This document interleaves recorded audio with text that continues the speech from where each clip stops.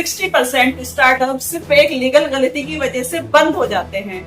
लेकिन ऐसा क्यों? क्या आपने कभी सोचा है? सोचिए, आपके द्वारा एक जबरदस्त आइडिया बनाया गया है, उसके लिए इन्वेस्टर भी तैयार है, लेकिन एक छोटा सा कॉन्ट्रैक्ट या टैक्स कंप्लायंस मिस हो गया और आपकी कंपनी डूब गई, तो आप क्या करेंगे?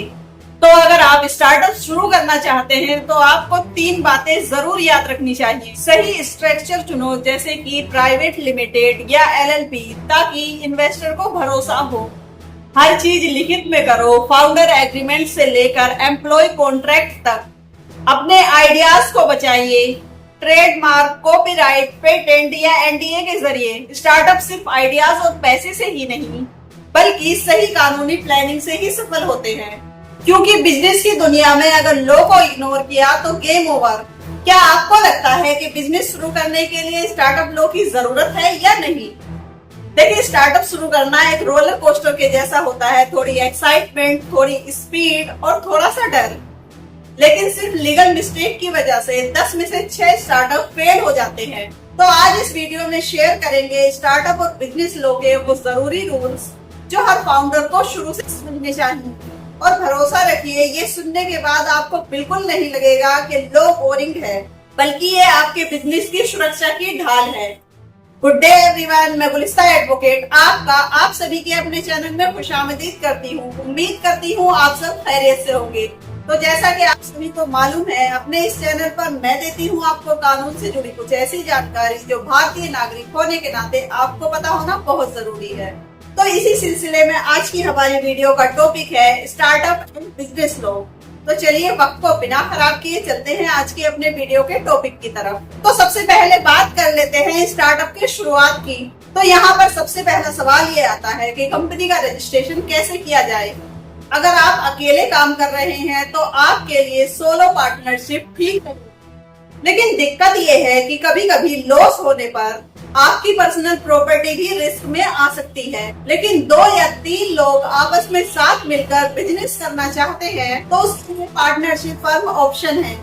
लेकिन यहाँ पर भी एक गड़बड़ हो सकती है। मान लीजिए किसी एक के द्वारा कोई गलती की गई तो उसका हर्जाना फिर सभी पार्टनर्स को भुगतना पड़ेगा। लेकिन अगर आप ग्रोथ और इन्वेस्टमेंट के साथ सपने भी देख रहे हैं तो आपके लिए सबसे बेस्ट ऑप्शन है प्राइवेट लिमिटेड कंपनी या फिर LLP, मतलब limited liability partnership. For example Flipkart, Ola, Zomato, सबके सब स्टार्टिंग में प्राइवेट लिमिटेड ही स्टार्ट हुए थे। इसका सिर्फ एक सिंपल सा रीजन है कि इन्वेस्टर को कॉन्फिडेंस सिर्फ इसी स्ट्रक्चर से आता है। तो इसीलिए अगर आपको आपका बिजनेस फ्यूचर रेडी बनाना है तो शुरुआत से ही सही लीगल स्ट्रक्चर का चुनाव करें। अब बात कर लेते हैं कॉन्ट्रैक्ट्स की, जिसके अंदर दोस्ती अलग और बिजनेस अलग रखना चाहिए। देखिए, यहाँ पर अक्सर फाउंडर्स के द्वारा एक बड़ी गलती की जाती है कि हम तो आपस में जानकार हैं या फिर दोस्त हैं, तो हमारे बीच में कॉन्ट्रैक्ट की क्या जरूरत है। लेकिन एक फाउंडर्स के लिए लिखित एग्रीमेंट होना बहुत ही जरूरी है, जिसमें कुछ चीजें जरूरी लिखी जानी चाहिए, जैसे किसका रोल क्या होगा, किसके पास कितने शेयर्स होंगे, अगर कोई बीच में क्विट करे तो क्या होगा। इसी तरह की जरूरी बातें आपके एग्रीमेंट के अंदर लिखी होनी चाहिए। ये एग्रीमेंट फ्यूचर में आपकी दोस्ती को भी बचा सकता है और आपकी कंपनी भी सेफ रहेगी। और सिर्फ फाउंडर्स के लिए ही नहीं, बल्कि एम्प्लॉयज के लिए एम्प्लॉयज कॉन्ट्रैक्ट और क्लाइंट्स के लिए सर्विस एग्रीमेंट बहुत जरूरी है। बिना कॉन्ट्रैक्ट के काम करना मतलब बिना सीट बेल्ट के कार चलाना, जिसमें एक्सीडेंट कब हो जाए पता ही नहीं चलता। अब बात करते हैं इंटेलेक्चुअल प्रॉपर्टी की, यानी कि आइडिया की शुरुआत की। स्टार्टअप के लिए असली ट्रेजर होता है उसका आइडिया, लेकिन अगर आपके द्वारा उसको प्रोटेक्ट नहीं किया गया है तो उसको कॉपी होने में देर नहीं लगती है। इसके लिए आप ट्रेडमार्क, जिसके अंदर ब्रांड का नाम, लोगो या टैगलाइन बचाता है, उसके बाद कॉपीराइट, जिसके अंदर एप्स का कोड, वेबसाइट का कंटेंट या ट्रेनिंग मटेरियल सेव करता है। अगर टेक्नोलॉजी या इनोवेशन है तो पेटेंट कराना मस्ट है। उसके बाद NDA, मतलब नॉन डिस्क्लोजर एग्रीमेंट। देखिए, अगर आपके द्वारा अपना सीक्रेट किसी के साथ शेयर किया जाता है या उसको दिया जाता है तो आप उस पर्सन से NDA साइन करा सकते हैं। फॉर एग्जाम्पल, जोमेटो ने अपना नाम और लोगो ट्रेडमार्क किया हुआ है, वरना हर गली में ही जोमेटो रेस्टोरेंट खुल जाते। सोच लीजिए, अगर आपके द्वारा आईपी सिक्योर नहीं किया गया तो आपका बिजनेस एक खुली डायरी बन जाता है जिसमें कोई भी कभी भी कुछ भी लिख सकता है। अब बात करेंगे फंडिंग और इन्वेस्टर की। देखिए, जब पैसा आता है तो पैसे के साथ रूल्स भी आते हैं, तो यहीं पर स्टार्टअप का नेक्स्ट स्टेप होता है फंडिंग लेना।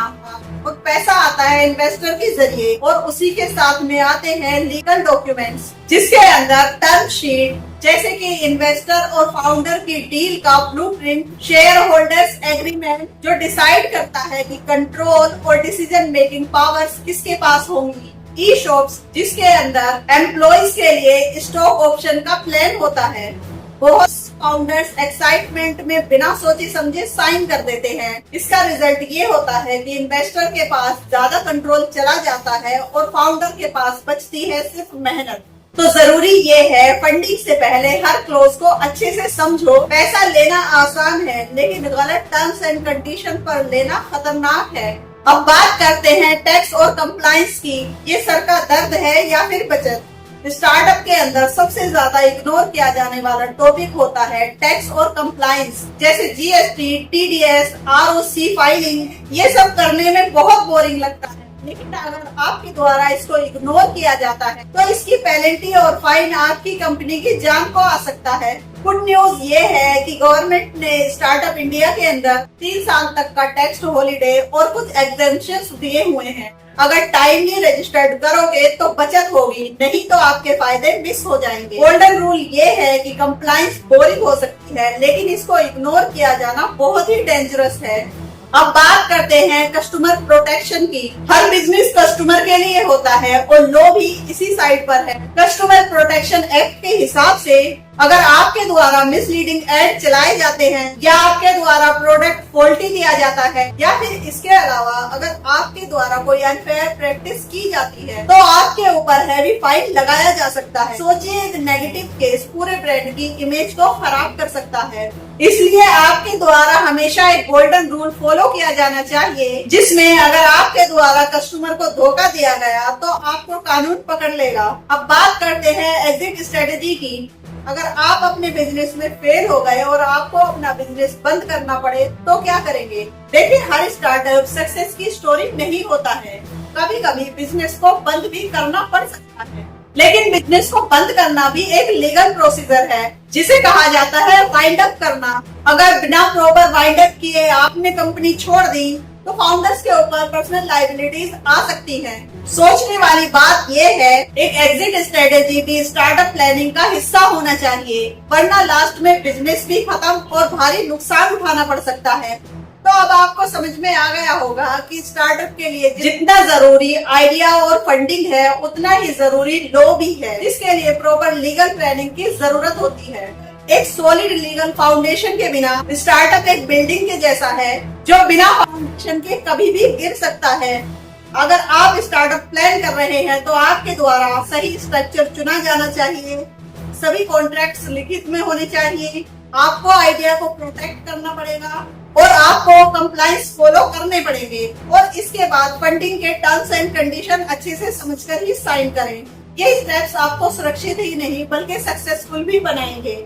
तो आई होप आज की इस वीडियो से आपको काफी कुछ जानने के लिए मिला होगा। अगर ये जानकारी आपको पसंद आई हो तो इस वीडियो को लाइक और शेयर जरूर करें, और अगर इसके बारे में आपको कुछ सवाल है तो आप हमें कमेंट सेक्शन में पूछ सकते हैं।